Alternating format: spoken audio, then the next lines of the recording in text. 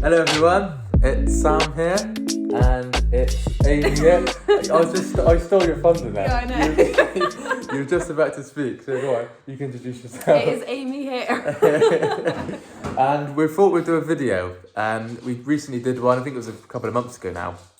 Quite a long one, but we're going to do a shorter one today. Not too short, but still about like 15 minutes, 15 to 20 minutes. And the dog is going to join in. The dog wants to say hello. He's got his toy. He just don't understand when we're chatting to a camera. No. He has no idea. I knew you'd do this. There is. You want to know what's going on? I'm going to keep this in the video because that's funny. Right, so yeah, we want to do about a 15-minute video talking about, well, we recently went to Paris on a little birthday trip for Amy. It was very nice. I'm glad she enjoyed. And the contrast of what I was like when I was suffering with OCD, when I was in the pits of OCD suffering, really, really low, really, really struggling. So where would you like to start? Because we can talk about from how I felt, but that's obviously my perspective and how I saw it, or we can go how you viewed me. Yeah.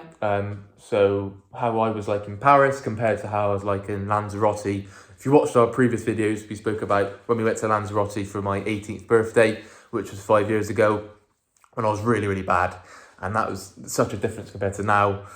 So where would you like to start? Well, I think if we go back to Lanzarote, it's the first time we've been away together on like any sort of holiday. First time we'd gone out of the country together. And it was the first time Sam had told me about everything he's going through with OCD and mental health at the time. So I think even though the contrast now is so different, it's always associated to going away, if that makes sense, OCD. And again, I think when Sam was confessing everything and telling me all these thoughts at the time, I think it made it that much more intense because we were away and we were in an unfamiliar place and we were out of the country and we were out of our normal routine. So now when we go away, when Sam is obviously so much better and is put in so much more work, it's that much more rewarding, I think, now. Yeah, it's because it used to always ramp up when we had a holiday booked. Even talking about a holiday, and I'm sure you can relate to this, whether you're the partner like Amy or whether you're the OCD sufferer like me, I'm sure you can relate to it. So when you're talking about booking a holiday, or a week before a holiday, the day before, during holiday, and it can feel like you should be enjoying yourself, right? So I remember in the build-up, it'd be scanning, looking for any new trigger, try and ruin it. That's what it would do. So you would try and latch to something, whether it's a new theme, it would morph and move around, whether it was a real event, false memory OCD, and just and turn up the guilt to a point where, it's like a vice around your brain where you feel like you can't enjoy anything, especially holidays, especially a birthday, especially Christmas, something where you hold the belief that I must enjoy this, OCD will wrap that up. But yeah, so if we talk about now, I mean, we were speaking before this video and you wouldn't even know OCD was a thing because I just don't mention it. The only time I mention it is when, I'm sort of scheduling in coaching calls and webinars and real talks and videos and things like that. But I never talk about my OCD or ever confess or anything like that. The reason I say that is because if you go back 5 to 4 years ago, every evening, especially before a holiday, during a holiday, was confession. These are my thoughts. This is why I'm guilty. This is why I feel shame. This is why I'm panicking. This is why I feel anxious. And that was the whole holiday, right? So when we talk about Lanzarote, we've been on holiday in the UK. We're down to like Devon and Cornwall for a weekend. And we're sat in a hot tub or we're just in a bar, anything, just trying to relax. And the whole time it's just boom, boom, boom, confession. I had this thought. I'm doubting this, I'm doubting that. What does this mean? Does this mean I'm a bad person? Does this mean this? Does this mean that? And that was just endless, tiring, exhausting time, wasn't it? And like I said, the difference to last weekend when we went away and to especially that first holiday together, we missed out and avoided doing so many things. Like we'd go back to the hotel room early because you'd had like a really crap evening and you couldn't think of anything else apart from this. Well, I'd be in tears, wouldn't I? I'd literally be in tears. Yeah. You couldn't think of anything apart from the thoughts, and then it would ruin your evening. And then we say, well, might as well go back to the room. Yeah, because I'd be crying, and you think, well, what's the point of being in a nice piano bar? A Spanish guy's playing a lovely tune on his piano, and all you can hear is me wailing and crying. And that's, I mean, I take the piss now, right? But in that moment, that was very scary, wasn't it? Because someone that you loved, or still love, I hope. That's an ROCD trigger there. Well. Oh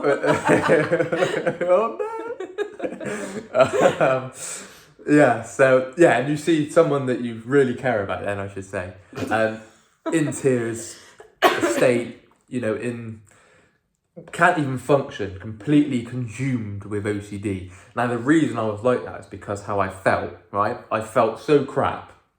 I felt that... It takes any sort of enjoyment out of anything. Yeah, and you could have told me, oh, Sam, we've just won £1 million, and I'd have just gone, have we? And then probably carried on crying because I was so consumed with the guilt. It was like that voice on the brain where you're trying to get out of a maze and there's just no escape, where your brain's about to explode, the voice around the stomach, all the different sensations and the stomach anxiety, the physical anxiety, beating heart, sweating, just things like that. And I couldn't focus. So Amy would be talking to me, trying to have a conversation, whether about the holiday, just about life, about her career, about something that she's doing. And yes, I'm there, but I'm a million miles away. Something I talk about very often, where you're looking through that misted glass, that vacant stare, where yes, you're looking at someone, but you're looking straight through them. That you can relate to that. I'm pretty sure where you're miles away in your own head. Now that spent ages at, because we talk about when I was crying and things like that, but the amount of times where things were just missed or we wouldn't take in anything. So like nature, things like that, out on a dog walk, out on a walk, whatever. And I'd just be, so locked up, and then Amy would be trying to enjoy it, and I'm just so caught up in my own head, going down the confession there. It was just talking about OCD all the time, isn't it? And I think for the other half in the relationship, like the partner, the friend, whoever it is you're supporting with it, you miss out on a lot of stuff as well. Obviously, for us, we were on holiday. I'm trying to enjoy the holiday we've gone on together. Obviously, spent quite a bit of money on, and obviously Sam's completely in his own head, is not enjoying a lot of it, is not taking a lot of it in, but then that also has a knock-on effect on you, because you start worrying about, oh, what are they going through, how can I help support them, and then that in turn leads you not to focus on everything that's going on around you. You're not able to take in half as much as you perhaps would do if you had a clear mind and the other person wasn't going through this OCD and these thoughts. So yeah, it was strange. It was a strange experience. Like I said, first time on holiday together, and you've just got this kind of cloud of OCD-ness over the holiday. It was like a dark cloud the whole holiday, wasn't it? And when it got worse during holidays, didn't it? And when we look back now, obviously, like, we've got all the pictures together. It was a really good time, and I think we made the most of what we could. But when we look back now, and obviously we've gone on like countless holidays since, you look back now and be like, yes, that was the OCD holiday, and that's I think the first thing we associate with that holiday. But we don't look at that negatively. No. We look at that as like a turning point, so like a positive thing, because you think, God, you could just get really depressed over that and be like, oh my God, lost years. I wasted my life thinking about this, lost years, stuck. But you can only look forward. So we look back and go, yes, I was suffering really bad that holiday, but that is when I decided that's when the I journey need help. Started. Let's go get some help. And this is when I found the OCD recovery page. And here I am today. So it was that we kind of needed that, didn't we? Yeah. Because I could have easily gone, no, I'm not going on holiday. Yeah. So I'm glad I did that. But just going on an earlier point that you mentioned, where it sort of takes your attention to it in your life, because it's an unintentionally selfish disorder, right? You don't aim to be selfish. I certainly didn't aim to be selfish when I was suffering, but you're so unaware. I didn't realise how much it was taken out of you, because I was so stuck in my own mind, right? I was so locked up internally, where even thinking about someone else's life, career, thought process, what they might be going through. Life isn't easy. You could have been, have an illness, have a disease or an injury. Anything could have happened to you. I use the example when my brother was in hospital. I was so consumed in my own head that although I know he was in there, because I was ruminating all the time, automatically, over and over again, I just didn't feel like I could have the effort. I didn't think I could have the thought energy, if that's the thing, where I was so stuck in how I was feeling that it felt like nothing else mattered. Now that sounds really selfish and self-centered now, but that's how it can feel. That's how consuming it feels. And that's how it can just completely take over every part of your life. Because relating to things that I enjoyed as well, so it would take over that. It felt like I enjoy football, for example. I even avoided going to football matches. I even avoided going on like date nights with Amy and things like that, or not necessarily avoid where we never go again, but just sort of putting it off and not really. I wouldn't come to you with the idea. Yeah. I wouldn't go, yes, Amy, let's go on a date night. It would be like you'd have to ask me, and I'd go, yeah, I'll go on then. But then I was yet again scared of that being ruined. So I was and you can see the mental prison I was living in, the restrictions that OCD was putting on my life, where it would leave me nearly housebound. I was still working, but any activity outside of work, it was just taking over that. So yeah, it was really, really tough times. But we're going off on a bit of a tangent here. If we compare sort of Paris, so if we talk about our trip to Paris, we loved it, didn't we? And I think like I said, there was such a stark contrast, and I think because of all the years Sam lost and things he missed out doing, or still managed to do but didn't give it his full attention because obviously there is so much other stuff going on. You just wanted to do everything, didn't you? Oh, in Paris. Well, and we went to Thailand as well. We went to Thailand at the start of this year, and it was the opposite of a relaxing holiday. Now, we enjoyed it, absolutely loved it, but because I wanted to cram in so much, not from like, oh my God, we're here, we need to do everything, but it was like because I'm recovered and I'm feeling great, it's like, right, I want to live life to the full. I want to grab it with both hands. Are just so much more special and surreal, aren't they? They are surreal. I could sit in a restaurant, and this is not from like a big-headed boasting point of view, but I could sit in a restaurant and just sort of take it all in and see how my perspectives have changed, how I can just be very calm, and I could just sit anywhere. But I don't like talking about that because it sounds like you're being really sort of like, oh, everyone look at me. But there were so many points on our Paris trip last weekend where you were literally just sat there just taking it all in, and I think that is one of the biggest differences I saw, because I can imagine back to Lanzarote and when you were really stuck, you almost had to be distracting yourself in some way, trying to just block out the thoughts or cancel out or try and keep yourself busy so you couldn't fully relax and switch off. But in Paris, there were so many times I just look around and you're just admiring the view, taking everything in and just being at peace. Or just like looking around, thinking like, wow, like what a different mindset I'm in. It's because what's helped me with that is, even if OCD came back with a holiday, I couldn't care less. Like, I would still go on holiday, I'd still do everything that I wanted to do. Yes, I wouldn't want that. I'm not saying OCD, yes, come back, that's great. But, I mean, Amy wouldn't even know, right? Because I would not go into confession, I wouldn't do compulsions. It would just be there, and I'd be doing exactly what I'd be doing if I was recovered anyway. So sitting with it and bringing it along for the ride, as you say. Yeah. But I'm so thankful that of course, the suffering was bad when we talk about Lanzarote, when we talk about our Devon and Cornwall holidays and all our date nights that we went on. The suffering was bad, but the lesson that I learned from that, where that's got me today, I needed to go through that suffering. I needed to go through rock bottom to get me into this point today. And I think that's so crucial for you to hear. So if you really are struggling, if you're confessing to your partner every 5 minutes, where it's so exhausting, where, I mean, I felt sorry for you because you could have easily turned around and just left me at any time because you're days and your weekends and your evenings were taken up by me and my OCD. Now, looking back, it's like, wow. But unintentionally, that's how consumed I was, because I just thought that... it's so hard to explain, because I knew that you've got your own life, but I was feeling so crap. I felt like I just had to cling on to you all the time. It was like, hey man, I can't do this anymore. I just felt so low. I felt like I couldn't face the day.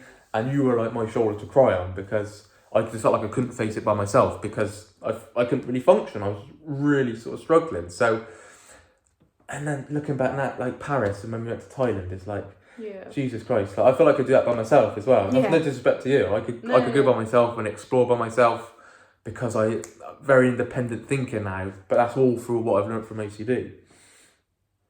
Yeah, it's just, like I said, it's such a stark contrast, and as you said, you need to go through the lows to have the highs. Yeah, definitely.